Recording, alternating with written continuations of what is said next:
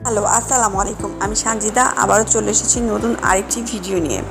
আমার ভিডিও শিরোনাম স্ত্রীকে সুখী রাখার উপায় বা সুখী দম্পতি পাবার উপায়।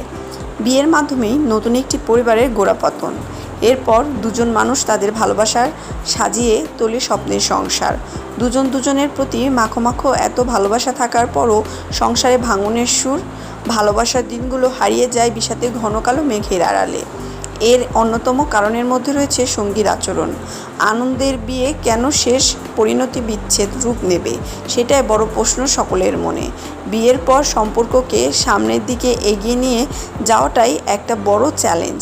একটু সচেতন হলেই দেখা যায় সংসারটা সুখের হয়ে ওঠে।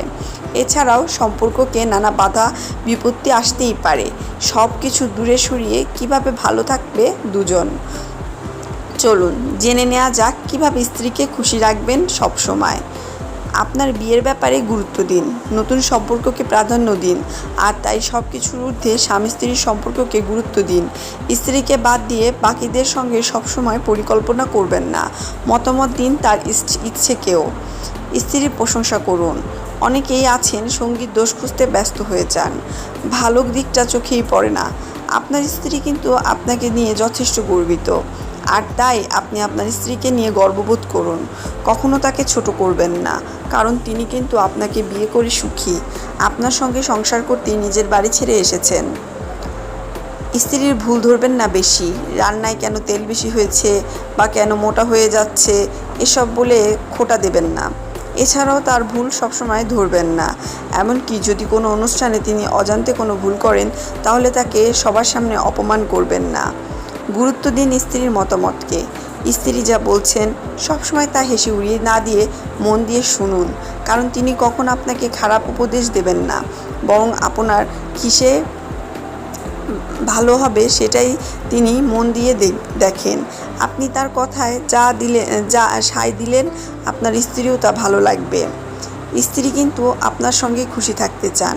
আপনার স্ত্রী কিন্তু আপনার সঙ্গেই খুশি থাকতে চান, আর তাই তিনি যদি কোথাও যেতে চান বা কোথাও নিয়ে যাওয়ার অনুরোধ রাখেন, অবশ্যই তা পালন করার চেষ্টা করুন। তিনি সম্পূর্ণ তৈরি হয়ে শুনলেন আপনি সেখানে যেতে চান না, এতে কিন্তু তার খারাপ লাগে। আপনার যথার্থ সম্মান বজায় আছে কিনা সেদিকে কিন্তু তিনি সবসময় নজর রাখেন। তাই এটা আপনাকেও খেয়াল রাখতে হবে।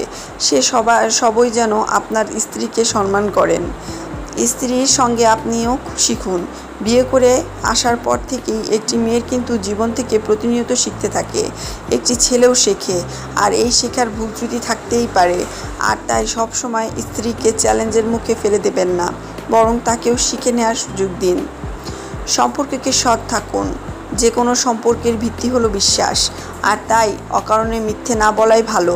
একটা মিথ্যে ঢাকতে গিয়ে হাজারটা কথা বলতে হয়, আর সেখান থেকে সত্যি কথা বেরিয়ে আসে।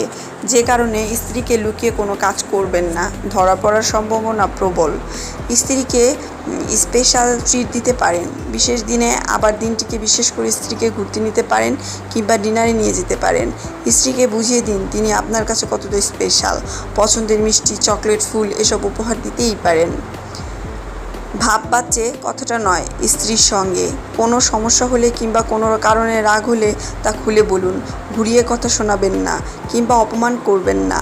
এমনকি তৃতীয় কোনো ব্যক্তিকে দিয়েও কথা বলানোর চেষ্টা করবেন না, বরং নিজের সমস্যার সমাধান করুন। এতে সম্পর্ক ভালো থাকবে। আপনার বিবাহিত জীবন সুখের হোক। ধন্যবাদ।